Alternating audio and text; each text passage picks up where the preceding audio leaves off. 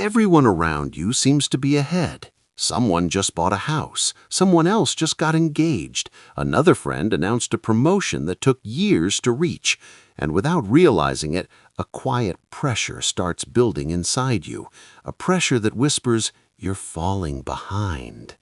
If you're between 25 and 40 and you've ever felt that weight on your chest, this story is for you. There was a man named Adam.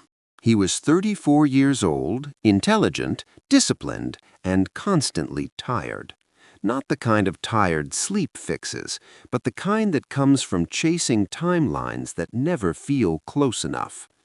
On the surface, his life looked respectable. He had a stable job, a decent income, and the approval of people who believed he was doing fine.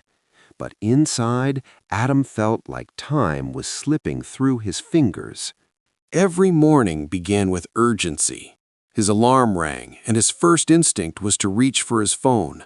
Within seconds, he was scrolling through other people's lives, highlight reels filled with success, milestones, and celebrations. Each post felt like a reminder that life was moving faster for everyone else. Adam didn't start his day with intention. He started it with comparison. He rushed through breakfast. He rushed through traffic. He rushed through conversations, often half listening while planning his next move. Even when he rested, his mind refused to slow down. He was always calculating where he should be by now and how much further he had to go to feel on time. At work, Adam became known as the reliable one. He said yes to every task, every deadline, every late-night request. He believed that if he worked harder and moved faster, success would eventually catch up to him. But instead of feeling fulfilled, he felt invisible. The more he rushed, the less present he became. Days blurred into weeks, weeks into years, and life felt like something happening just out of reach.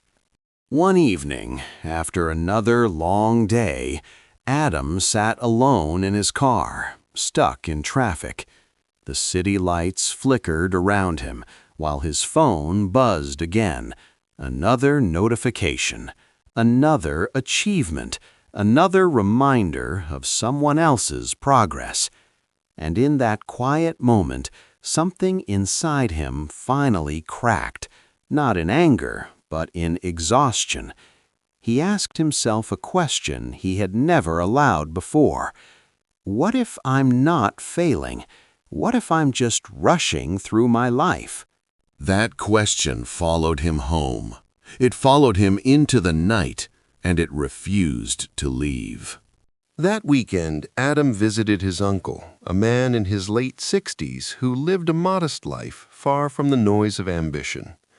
His uncle didn't own much, but he owned his time. They sat together as the sun slowly dipped below the horizon, and for the first time in years, Adam spoke honestly. He talked about the pressure, the fear of being left behind, and the constant sense that he was running out of time. His uncle listened carefully, then said something simple but powerful. "You're not tired because you're working hard," he said. "You're tired because you're running in the wrong direction." He told Adam how, when he was younger, he rushed too.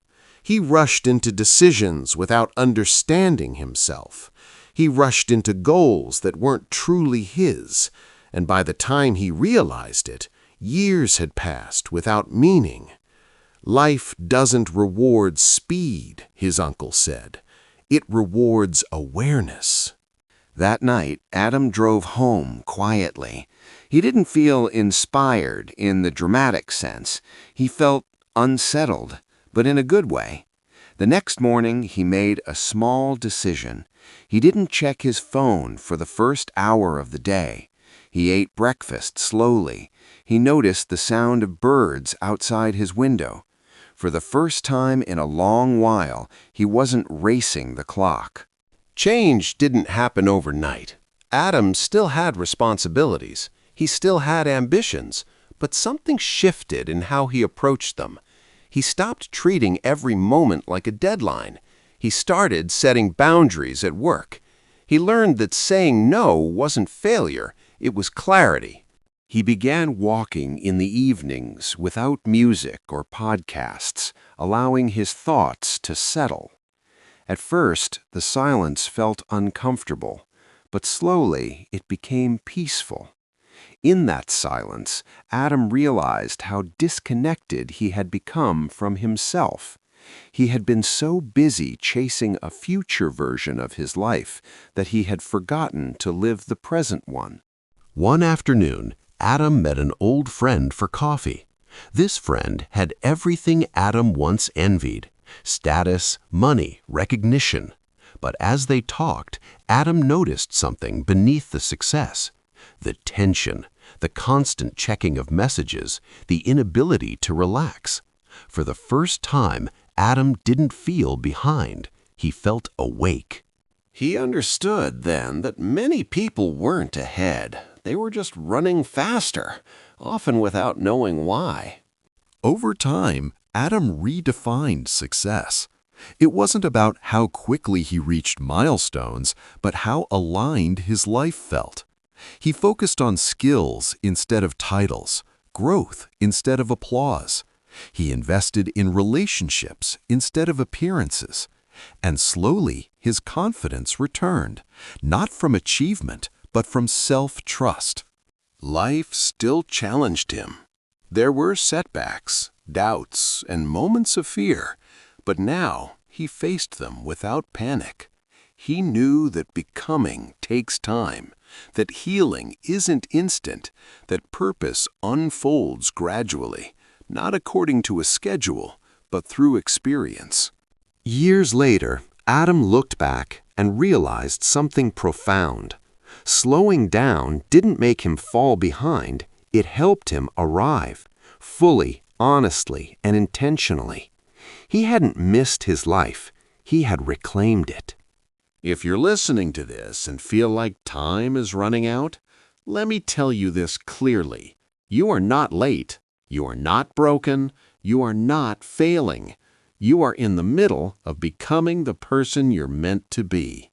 The pressure to rush comes from comparing your chapter 1 to someone else's chapter 10. But life doesn't unfold in straight lines. It unfolds in lessons, in pauses, in moments that shape you when you least expect them. Stop rushing your life. Some things cannot be hurried. Confidence, meaning, peace. These are built slowly, quietly, over time. Take a breath. Look at where you are, not with judgment, but with understanding. The path you're on is teaching you exactly what you need to learn. And remember this: the goal isn't to arrive early. The goal is to arrive aware. This is Story of Becoming, a place where growth is respected, not rushed. If this story spoke to you, take a moment to like, subscribe, and share it with someone who feels the same pressure you once did. Until next time, slow down. Your life is unfolding exactly as it should.